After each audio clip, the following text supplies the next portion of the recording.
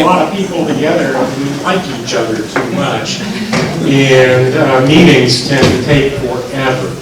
But I'm so glad to see so many smiling faces here tonight, people who are interested in the Historic Trust, people who have been with us since the very beginning are here tonight, and that's really, that's gratifying. It's so incredible that so many people who were originally involved. You know, it hardly seems like 25 years ago that they were going to tear down Old Lincoln School. And we started meeting in a humble basement. Well, it wasn't humble. It was in Eunice Kuiper's office behind the kitchen, behind the counter. It was in the catacombs back there where nobody ever got to go. It was so much fun.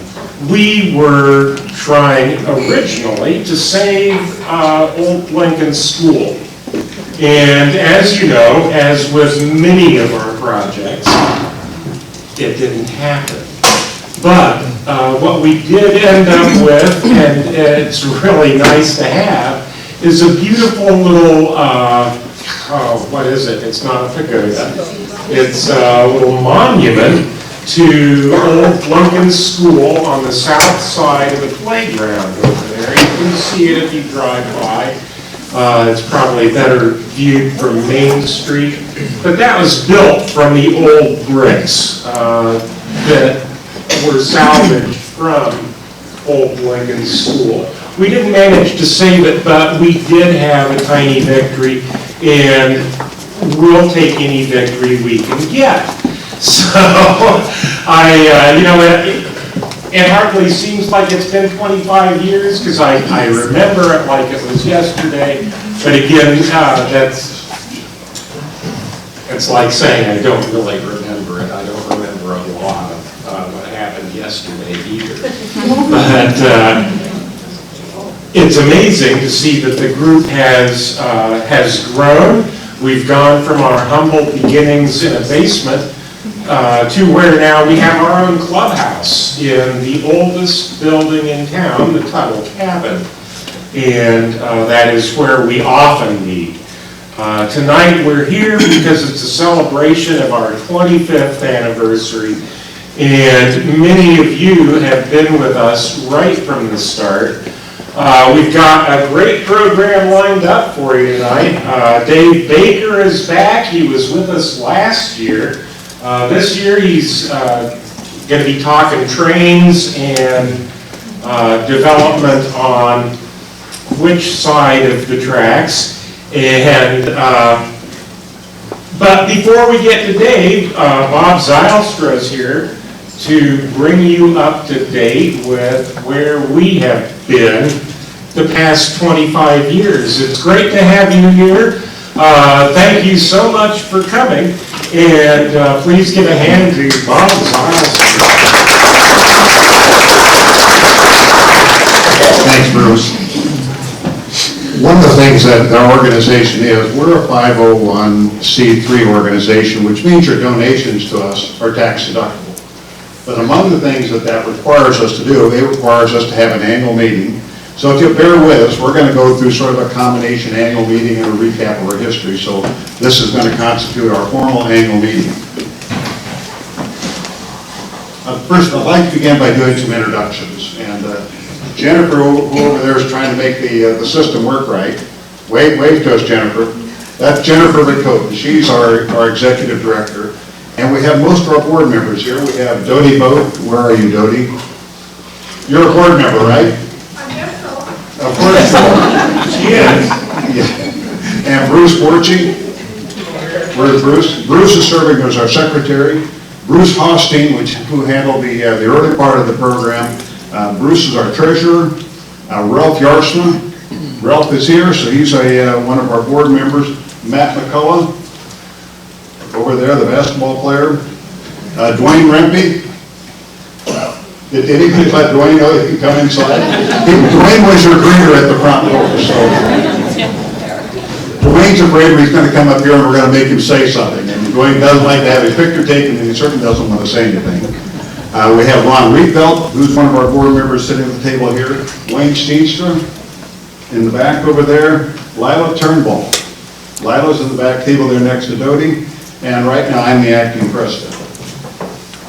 So we did a recap over the last 25 years, and Bruce recapped a little bit of what's happened. But at the very beginning, our mission was to protect and promote buildings, landscapes, and sites that were important to the heritage of Pella. And we pretty much tried to stay true to that through the whole 25 years. But I thought you might find it interesting to know who were the founding board members. So at the beginning, in this 25, back in the Kilders, 25 years ago, there was Karen Bodie Baxter, and she was actually a consultant that helped us get this up and running. We have Leanne Balkamp. She and her husband Daryl still live here in town.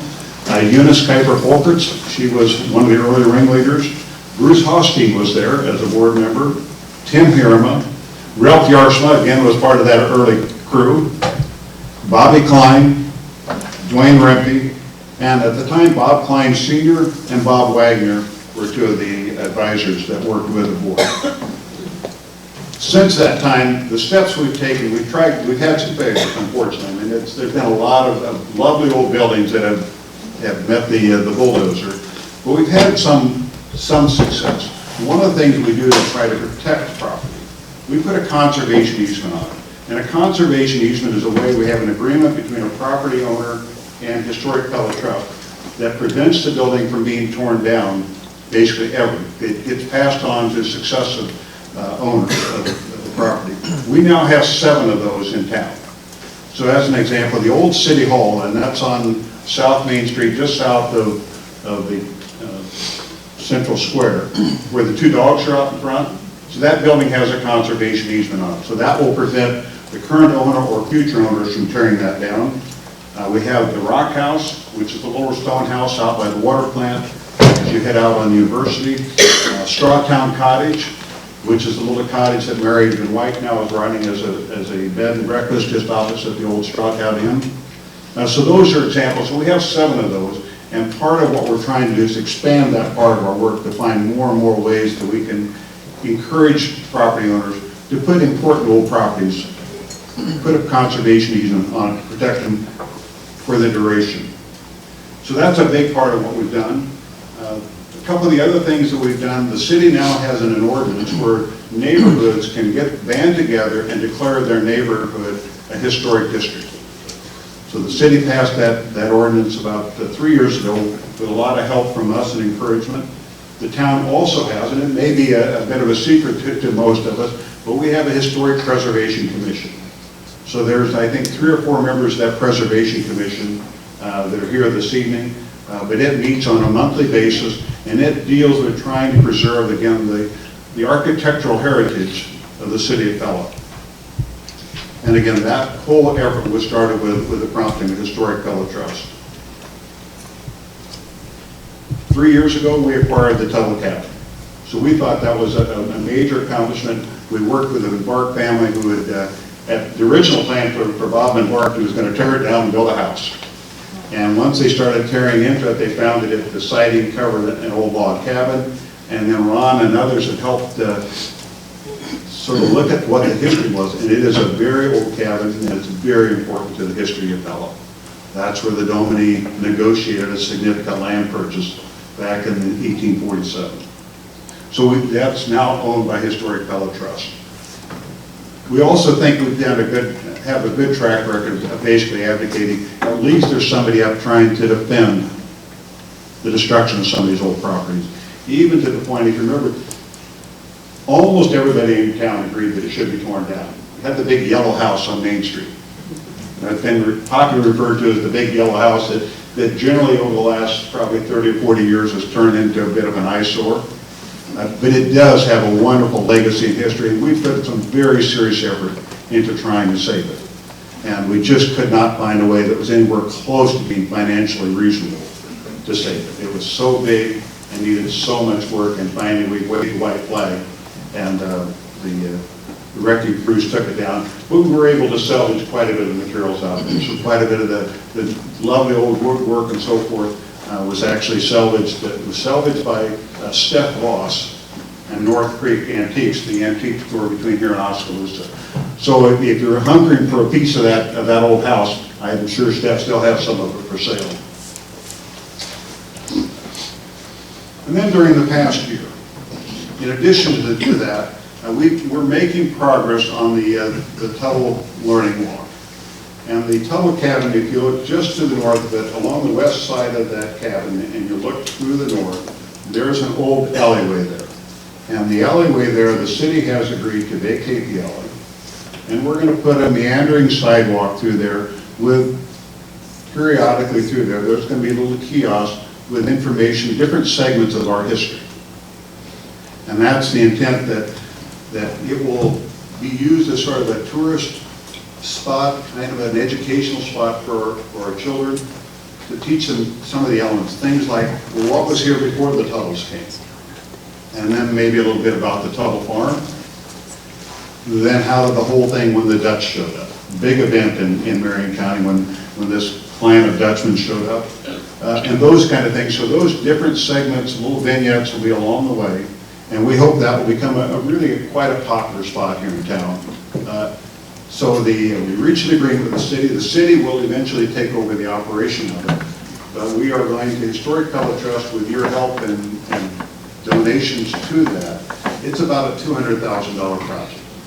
So far, we're about halfway through the fundraising, and certainly, if you feel inclined to support that, we think it's a great tribute.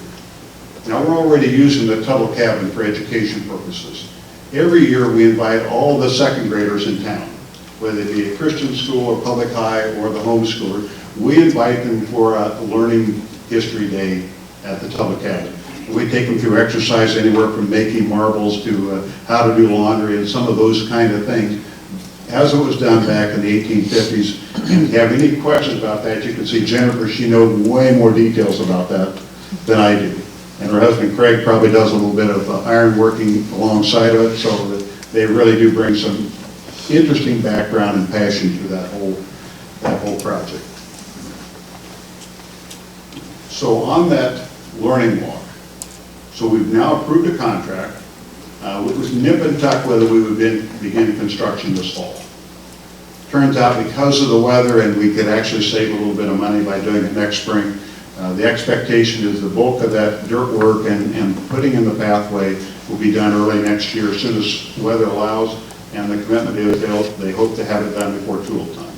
So at least the elements of it we hope to have in place by tulip time of next year.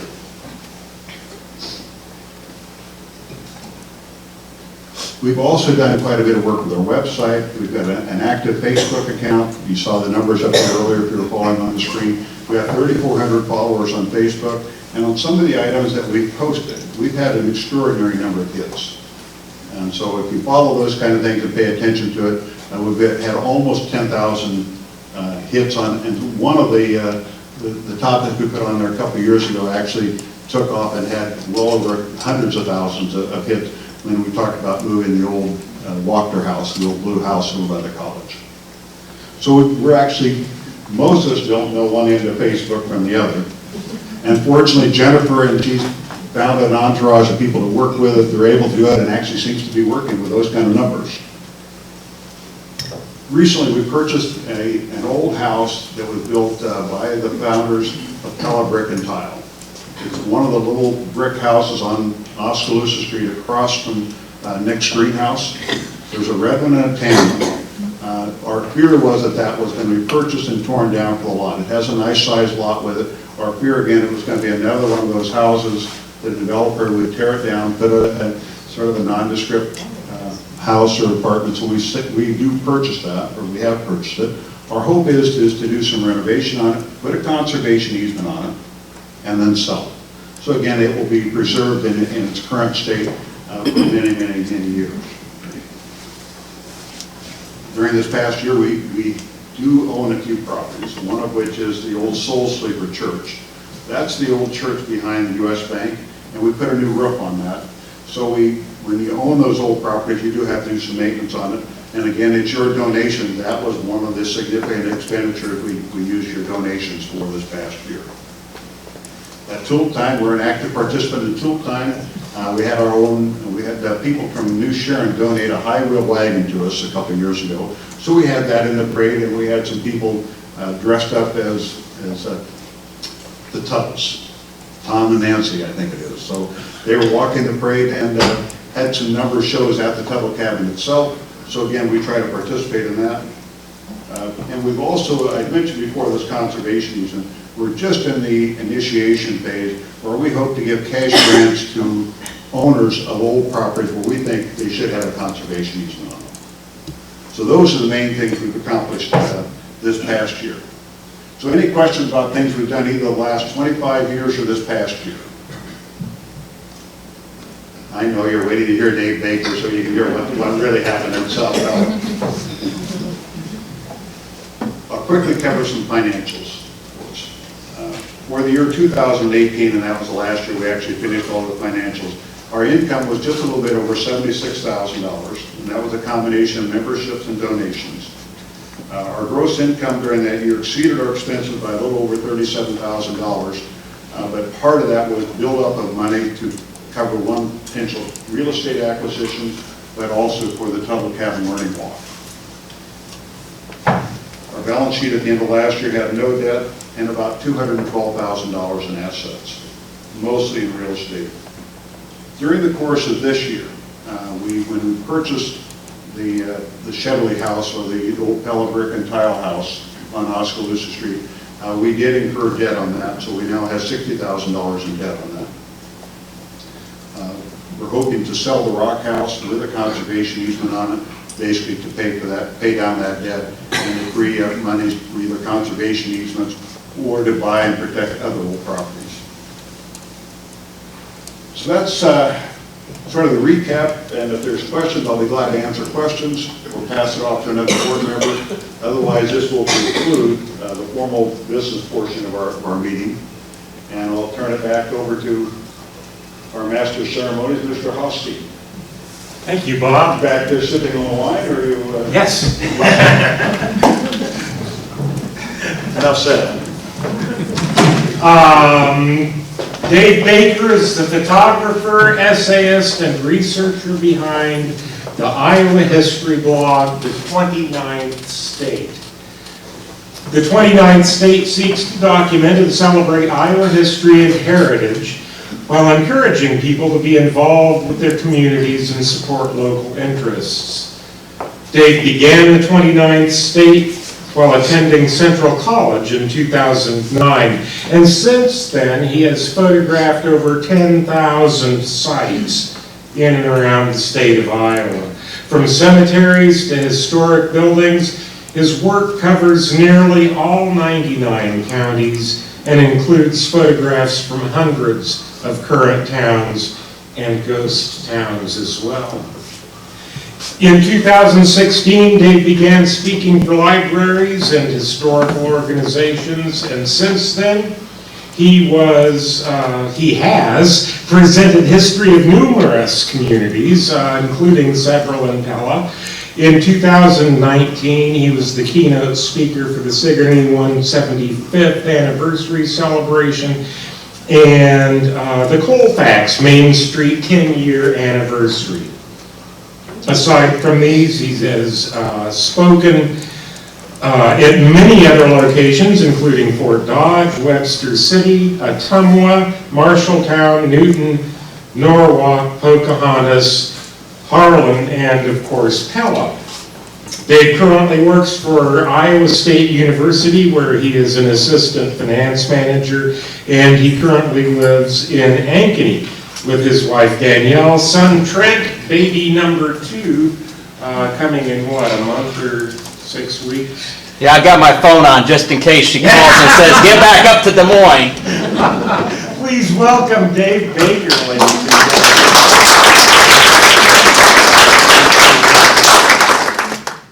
Well, thank you everybody for coming out tonight. I go ahead real quick just while they're getting set up here, because one of the questions I get from a lot of the groups that I speak to is, how on earth did you get the idea to go around and take pictures of all these towns and then write about them? What possesses a person to do that?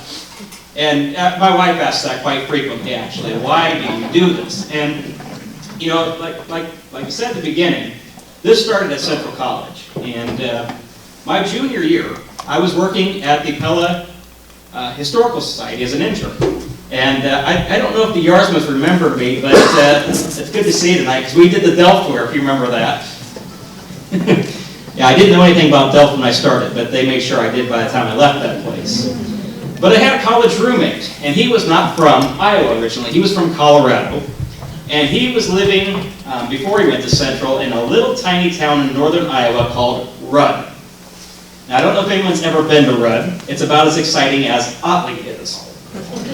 And no offense to Otley, it's a wonderful community, but think of somebody coming from out of state and moving into Otley and waiting for an exciting Saturday night. So one afternoon, he was lamenting about how Iowa was just not a very exciting place. And I said, when was the last time you came up to visit me at the windmill? And he looked at me and he goes, what windmill?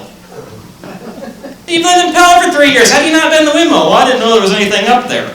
And I got to thinking, you know what, there's probably a lot of people my age that don't appreciate or don't know what sort of historical things are around and just how interesting they are. So I did what I thought any normal human being would do. I decided I was going to make a photo book of all 947 communities in the state of Iowa.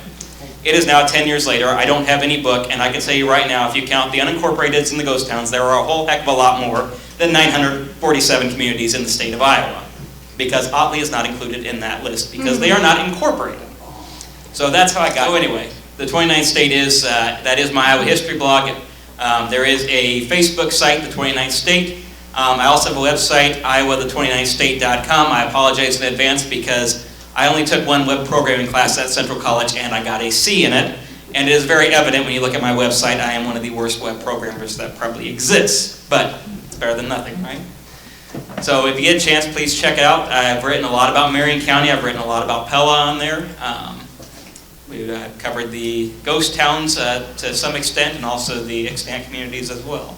Okay, thank you for your patience, everybody. Appreciate it very much. So again, I'm Dave, 29th State, and hope you enjoy this here. So I don't know about you, but when I think of historic Pella, there are a lot of images that come to mind.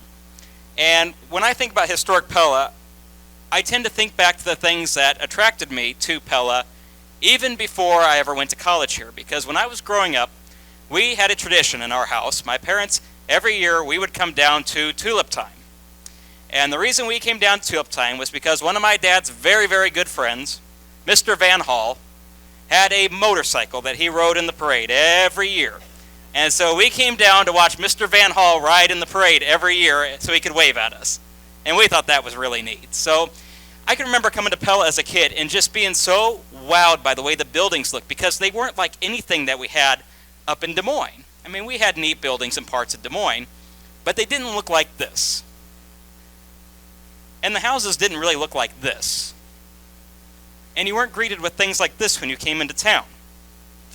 And so, as I got older and became more interested in history and more interested in buildings, Pella even became more appealing to me. And so that was one of the reasons why I was so interested in Central College. So I can honestly say that Pella has been a part of my life for a very, very long time. And I think most people in the room probably feel the same way, even more so than I do, because I think a lot of the folks in here are native or maybe have lived here the bulk of your lives. So when we think about the historic buildings in town, and we think about buildings like this, most of us tend to lean more towards the commercial residential buildings. Those are what we think of when we think of historic. But there's another side to Pella. And if we consider places like Vermeer and Precision Pulley and Van Gorp, we realize that Pella has a very strong manufacturing history as well.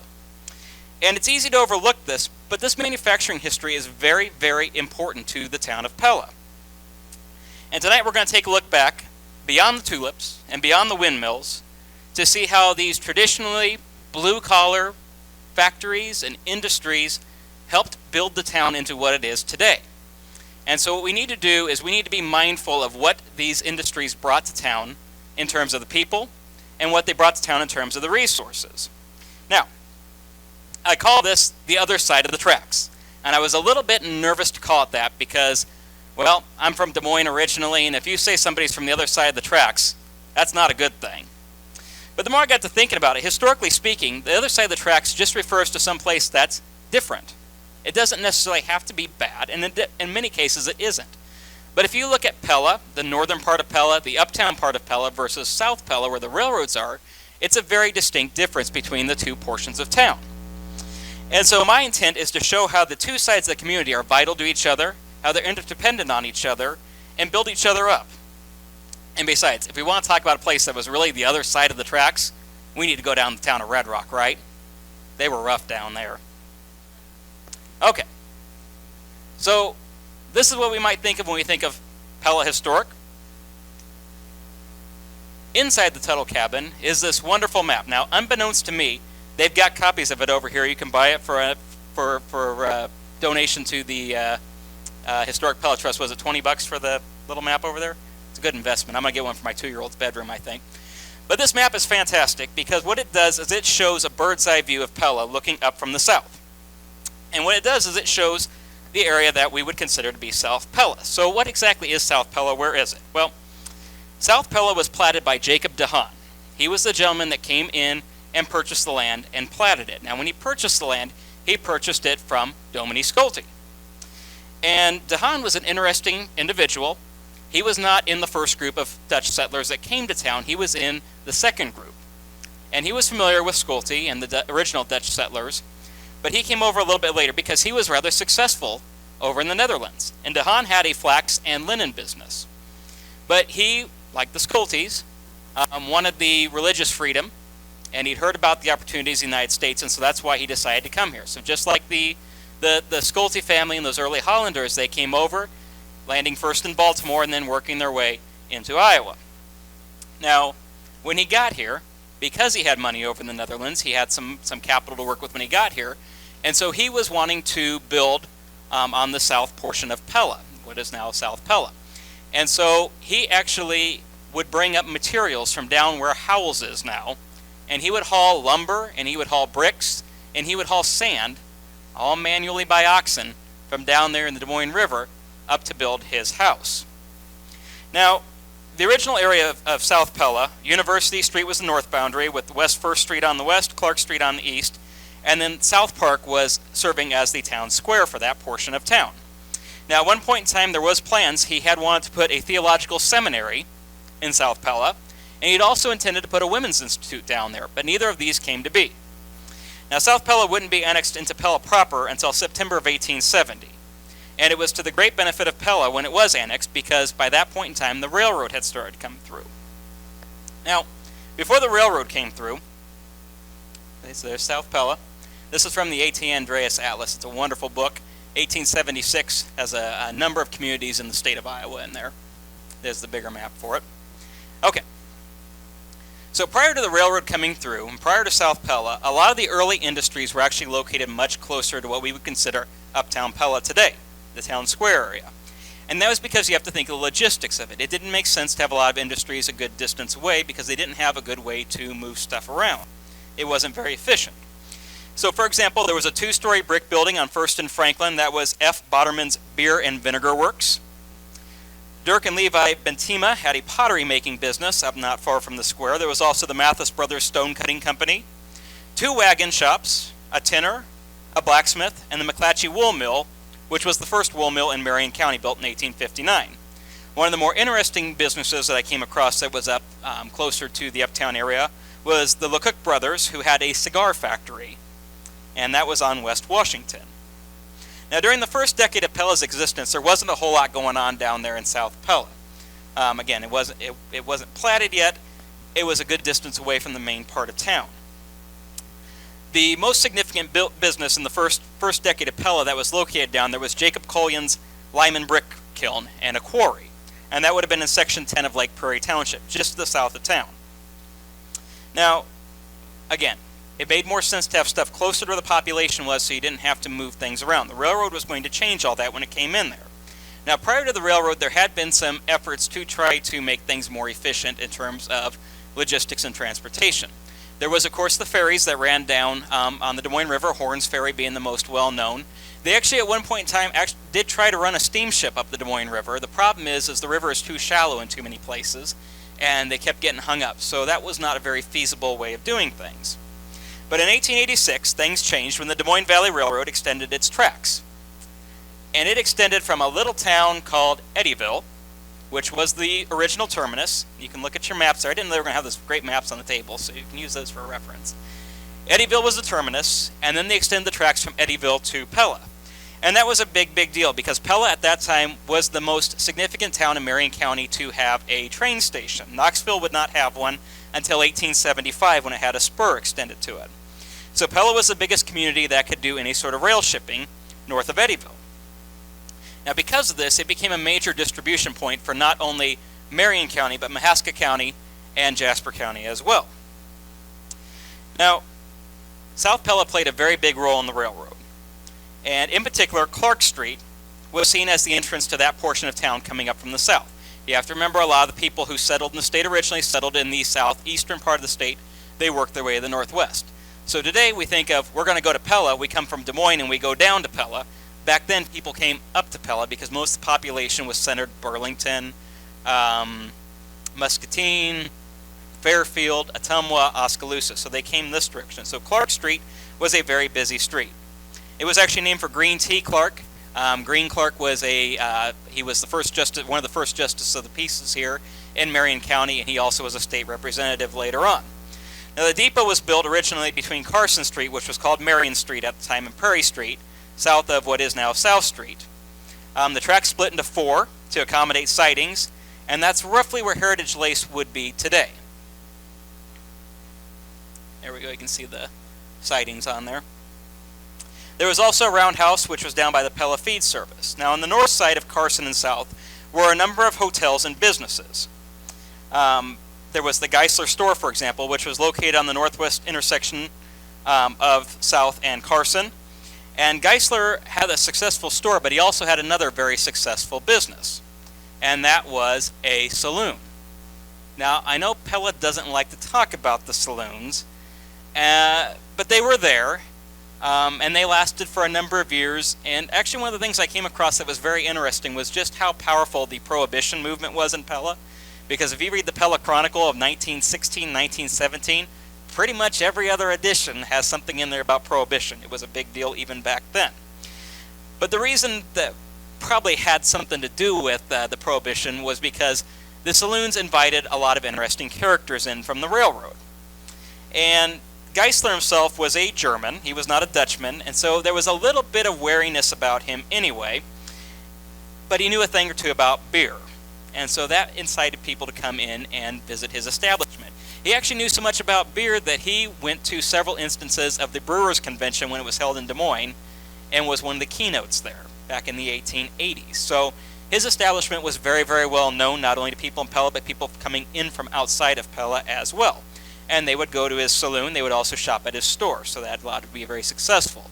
Now, we did come across more than one incidences where there were injuries, accidents, and even at least one fatality that was a result from this saloon. Because what happened is, and at the risk of stereotyping anybody, I've got to watch what I say here, but the railroad brought in a significant number of Irishmen. And the Irishmen in the 1870s, 1880s were known to like their whiskey a little bit.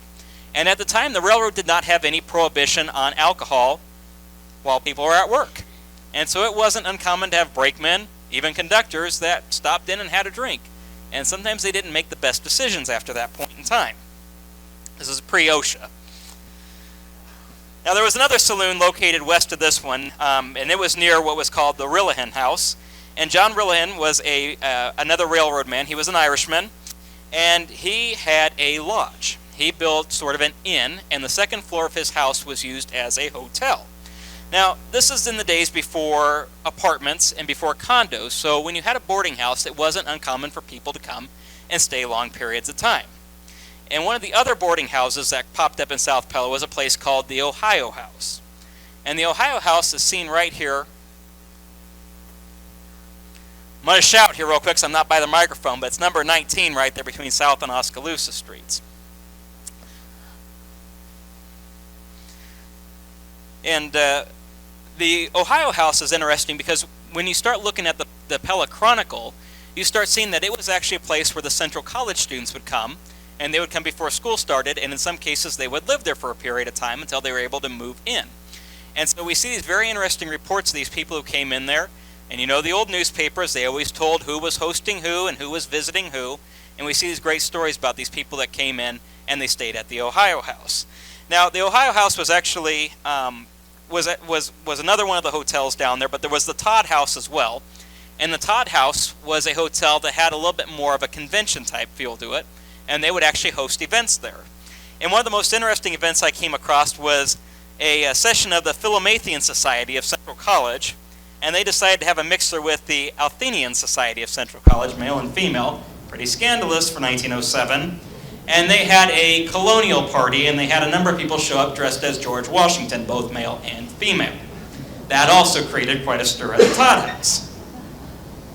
Now, the railroad tracks cut through South Pella. There was a coal siding located near where Central College is now, and the Chicago, Rock Island Pacific Railroad did very good business. The tracks actually went up through where the college is now, and so the college had sort of a role in the railroad just from a presence standpoint. Now, the Chicago, Rock Island Pacific Railroad eventually leased the Des Moines Valley tracks beginning in 1878, and they provided service in one way or another through 1980. Now, eventually the tracks would extend to Knoxville in 1875, and ultimately they would go to Des Moines and then West Des Moines. At the time it was called Valley Junction. This single-story brick depot is very typical design by the Rock Island Railroad. It was built in 1906, and it replaced the timber frame building that had stood before that to the east of there. And this worked as a passenger station until 1973. After the Rock Island went into bankruptcy protection, they weren't really sure what was going to happen with the depot until the Pella Corporation took it because it was adjacent to their headquarters. Now, the current depot was not without its controversy, because, as reported in the Pella Blade, the people of Knoxville did not like this depot. The Knoxville Express, it was reported, is much disturbed about the two hard coal stove burners that the Pella Depot by the Rock Island Rail has. So they had two stoves in there, keep it warm. Knoxville didn't. The railroad paid for it here. They didn't pay for the one at Knoxville. People in Knoxville were not very happy about that. They go on to, this is the next part of it. Now, we, Knoxville, can't say the whereabouts of the Express, but it is a comfortable place and gives a warm reception when we go down to the depot. The heaters are fine, and it'll carry a good presence to those who visit the railroad. However, we get the impression that Pella has plenty of money as well as plenty of words, which has surely brought about this change. Nevertheless, the words are in multiple languages. So what they're saying there is because there were all these different people that came into Pella and came in through the railroad because it was still a major shipping point, that the railroad gave preference to the Pella Depot, and Knoxville, who was over on the siding and didn't get all the various traffic, they were just kind of left hung out to dry. Knoxville didn't appreciate that very much, especially being the county seat. Now, what exactly did the railroad do? What did it do for Pella? Well, it did a lot for Pella because it was really the lifeblood that gave the manufacturing a chance to get going. This is a Sanborn map. This is an insurance map. They were put out periodically. These are available through the Library of Congress. If you like historic maps, this is a great resource to go check out because they have a number of Iowa communities. Now, one of the biggest things that came from the railroad was the shipping industry.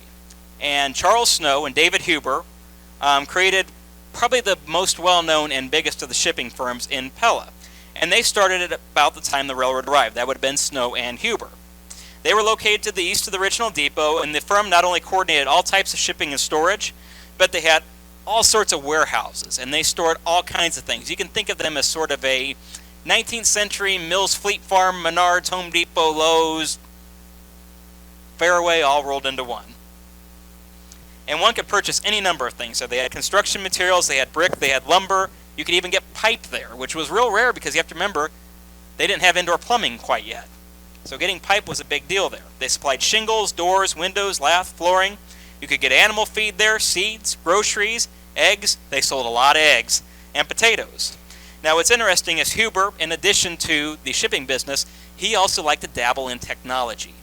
And he was the first person in Pella to own and ride a bicycle, which was a very big deal at the time because most people in Pella had never seen anything like that. A few decades later, he would be one of the first people in Pella to own an automobile. which was also very exciting because not many people had seen that. Now, in addition to Huber and Snow and Huber's organization, if those names sound familiar, that is where Huber Street gets its name from, and Cox Snow Music Hall is named after Snow's granddaughter. But another similar business would have been the cooperative exchange. And that happened in the 20th century when the local farmers decided that it would be more economical to purchase items in bulk. They could save money, and they could save on shipping costs if they ordered all together. So in 1919, 300 farmers banded together and formed the Pella Farmers Cooperative, and it was located right down there along the railroad as well. Now the cooperative was similar to Snow and Huber's business because it dealt with everything from farm machinery to grain storage. In 1955, they added a significant new portion of business, which was the fertilizer division. And by the late 1950s, there was enough grocery store traffic in town that they no longer carried the groceries down there. So up until the 1950s, they still would have groceries at the co-op. And then when that ceased to be profitable, they picked up the fertilizer and dropped the groceries. Later on, the cooperative moved on to refined fuels. Now, fuel is another piece of this railroad puzzle, and fuel has always been a significant portion of South Pella. But the types of fuel evolved over time.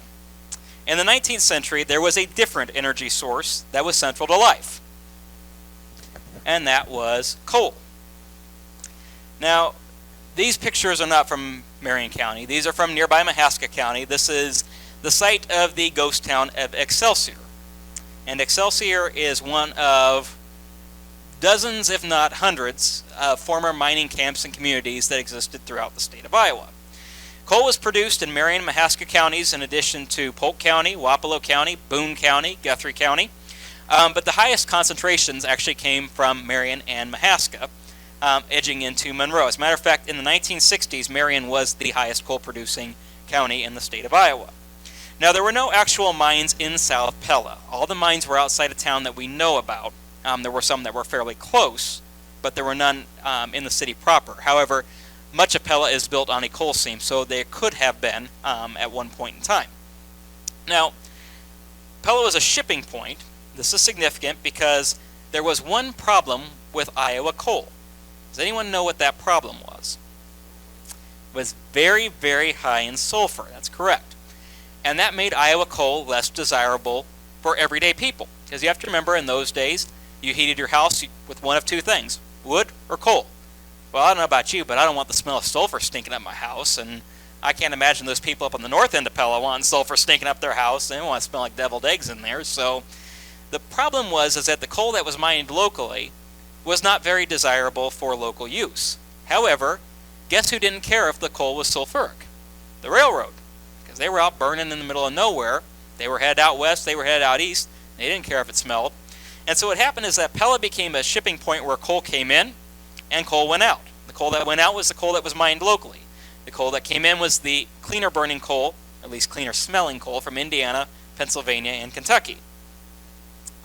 Now, there were a number of companies that coordinated the coal activities, and they were all prominent fixtures in South Pella. Charlie Phillips Coal Yards was one of the earlier ones. There was also Ruhrda Coal, and Vanderzijl Coal was located between Clark and 3rd on the railroad tracks. And the coal that they brought in, again, West Virginia, Indiana, and Kentucky being the most expensive, really made for some money.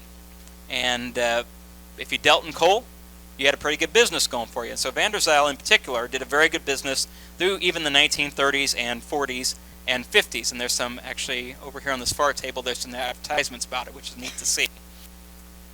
Now, a lot of the mining that was done here in Marion County and even into northern Mahaska County was strip mining. If you get down a little bit farther into southern Mahaska County and into Monroe County, you'll see more of the shaft mining. There were some shafts in Marion County, but a lot of it was more surface.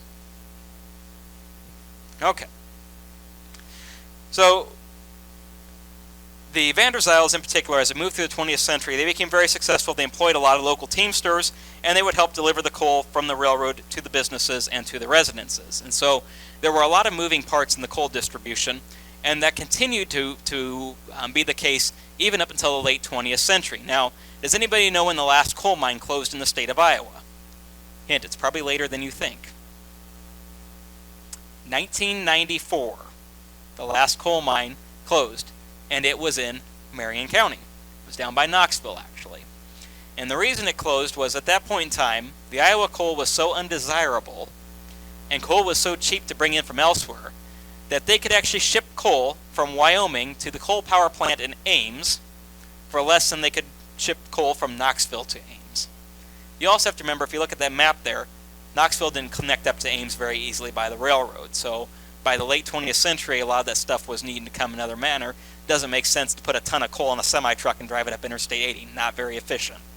So coal started to work its way out for other energy sources. Now, in addition to coal, there were other businesses in South Pella that were very, very lucrative because they made life easier. And the canning industry is another one that came about, and that was really a big deal at the turn of the century. Why? Well, if you think about it, a lot of people were still putting up their own canned goods. That's a time-consuming process. It requires a lot of cleaning. It requires a lot of maintenance. It requires a lot of capital, both human and equipment. And so as the canneries started becoming more popular, it allowed people to spend less time at home if they wanted to doing that. And there were still a lot of people that did their own canning, but they had the option of having these items canned, and then they could go purchase them elsewhere. Now, there were canning factories going way back into the 1800s. There, Verdoy and Hirma was the oldest. It was located near the Farmers Cooperative Lumber Yard. And, excuse me, the static up here. Probably the best well-known was the Pella Canning and Pickling Company, and they were well-known for their tomatoes. And they processed a lot of tomatoes. Another one that was very well-known was the Grimes Canning Company, which also had sites in Grimes, Altoona, and Rockwell City. And they produced canned corn. Now, during the Great Depression, they would actually can meat at these facilities. And that was a big deal because they were able to employ people that might not have been able to get jobs otherwise. And that helped keep some of the money still going in and out of Pella during the Depression. Now, don't get me wrong, they still had economic hard times here. But if you look at some of the other surrounding communities that were particularly affected by the Depression, you don't see quite as big of a dip economically within Pella. And that's because they still had this commerce going on here, and canning was a big part of that. Later, some of the other stuff that would be canned here would include tomato juice, high C punch, cucumbers, and Heinz pickles. Now, again, this was a domestic chore that could now be removed, put on an industrial scale, and become more economical. And instead of spending hours canning, residents could go out and buy them. Farmers also benefited from this because they could sell in bulk and they could get a better price by banding together and selling to the cooperatives. And I actually came across this fantastic story about the canning activities at the Pella Canning Company in South Pella. And this was during World War II. So during World War II, there were a number of people that were deployed overseas from Pella, serving as soldiers, and the people back home wanted to contribute. And so what they did was they had the farmers growing the tomatoes, and they didn't have enough people to go out and harvest the tomatoes. So they actually hired a bunch of students from Pella High School to go out and pick the tomatoes, because they couldn't support the war effort yet in terms of going into the service. They also hired women, and women would go out and pick tomatoes, and then they would come in and they would help clean the tomatoes. And then they would make meals, and they would serve those meals to the students who had been out there working in the tomato fields. When that wasn't enough, they actually brought in some Mexican and Jamaican workers to assist with this. And so they gave these people lodging, they brought them in, and they made them a part of the community, and they benefited not only locally, but they were able to support the war effort in this manner as well. It's a great example of people coming together in Pella. Now, in addition to canning, there were a number of lumber yards that set up in South Pella as well. McGavick Ray was the first company. They were near 1st and South Streets, 1864. And that was followed by Snow and Huber, who had the large establishment. But probably the most well-known in terms of today is the Wachter Lumber Company. And that actually started as the Alti Lumber Company, and it was the third in town, opening in 1869. And the reason that the the Albee Lumber Company opened up was because Snow and Huber actually couldn't keep up with the demand anymore. There were so many people that needed lumber in the town of Pella because it was growing. And so Sam Alty first owned the lumber yard. It was at East 1st Street south of the railroad, and it was purchased by Wachter in 1871. From there it became a 4-generation business. His son Adolphus led the lumber yard through its most successful period of time at the turn of the century. He built the Wachter House, which we discussed a little while ago, was the one that moved across the Des Moines River.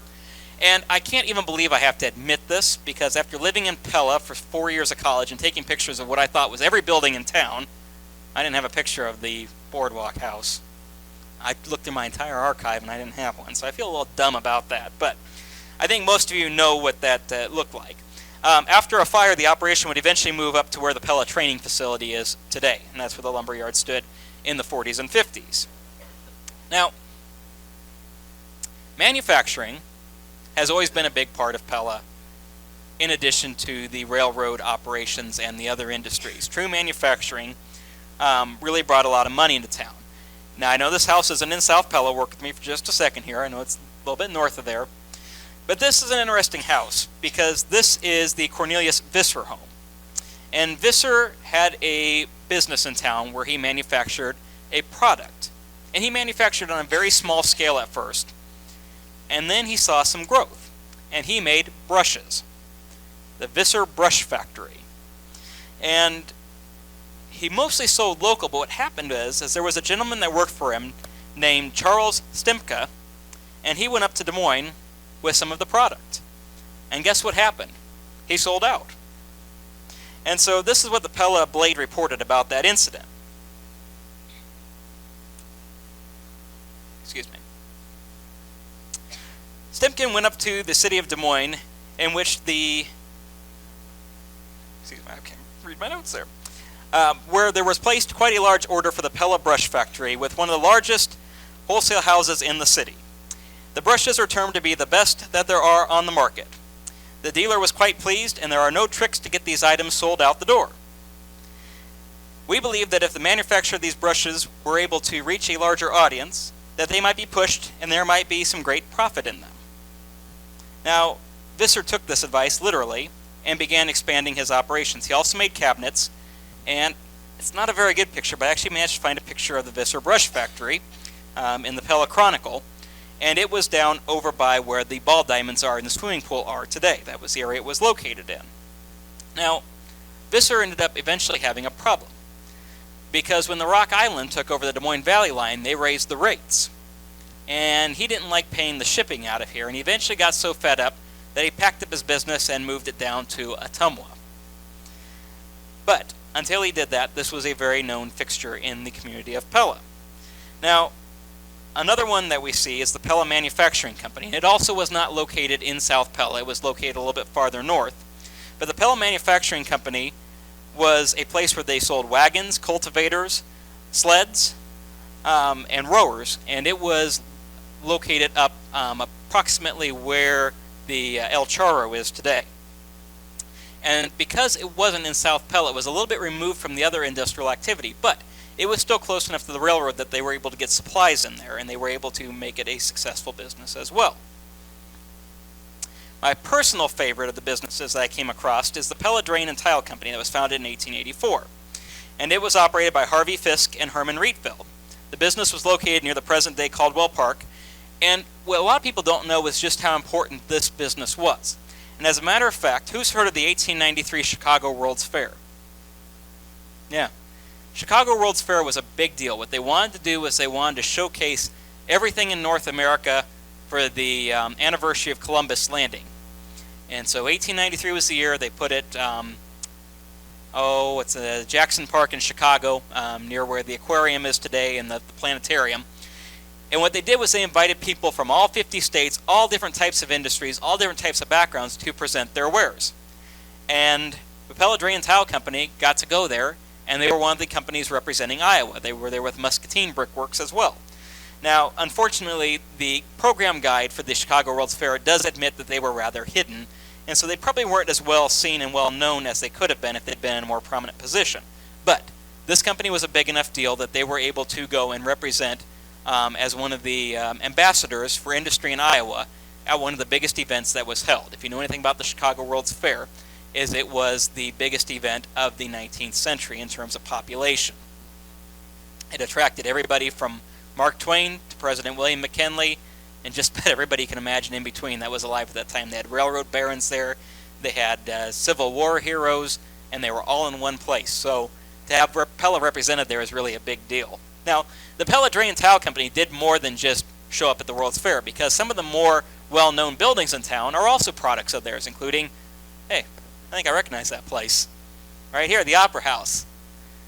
And I just love this one, because remember when I told you about coming to Pella as a kid? For some reason, I thought this was the neatest thing in the world, seeing that window there on the side. There's something so cool about that. the 29th state I've discovered that it's actually, it's still neat, don't get me wrong, but it's not that unique because there's a lot of towns that have those. But I don't know, Pella's is just special to me. There's that City Hall with the dogs again, right?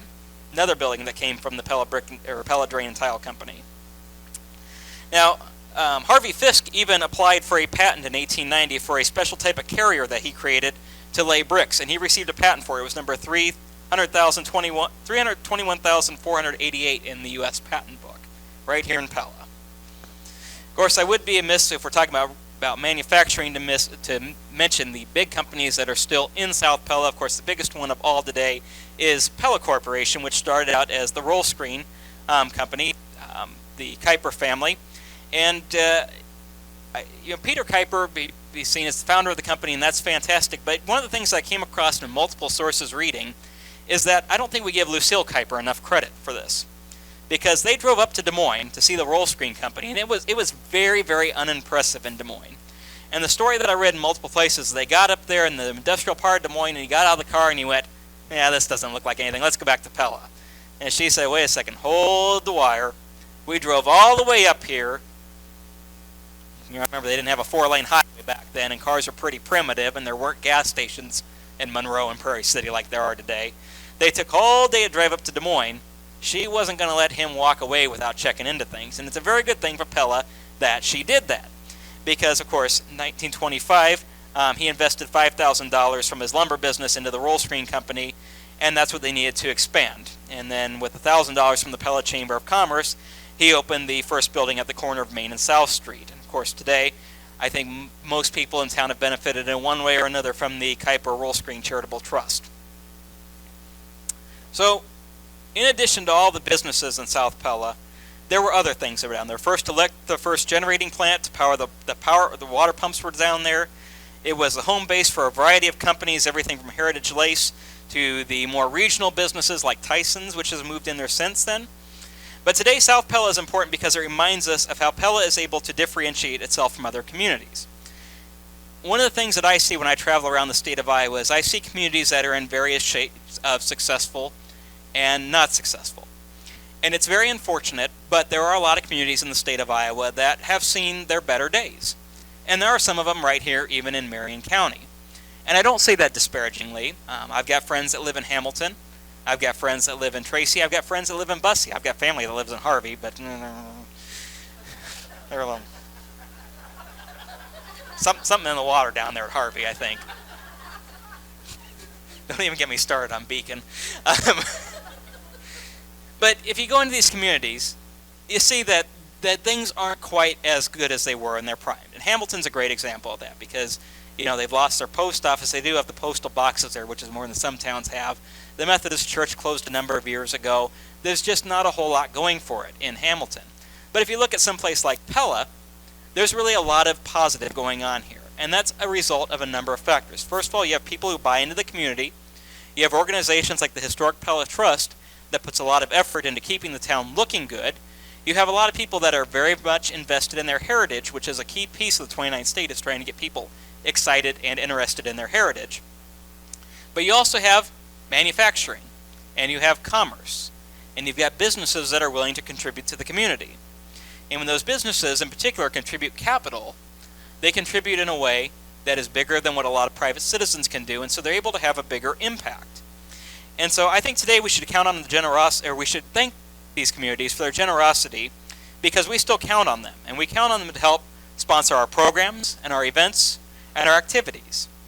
And so while we celebrate the heritage of our community tonight, and we celebrate the residential and the commercial buildings about the town, we need to remember the industrial piece as well, because it takes really a mixture of all three to keep a town looking beautiful and to keep a community in tip-top shape, and to keep an organization like the Historic Pella Trust functioning and successful as well.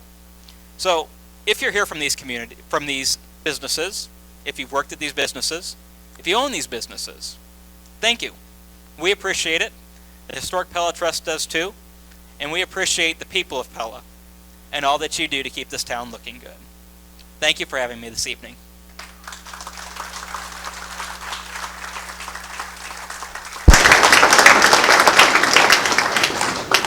Thank you, Dave. Dave Baker, everybody.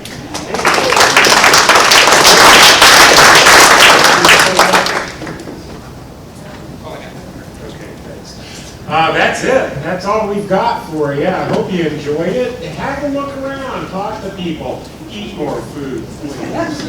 Okay? All right, thanks everybody. Thank you so much. You can keep your plates now.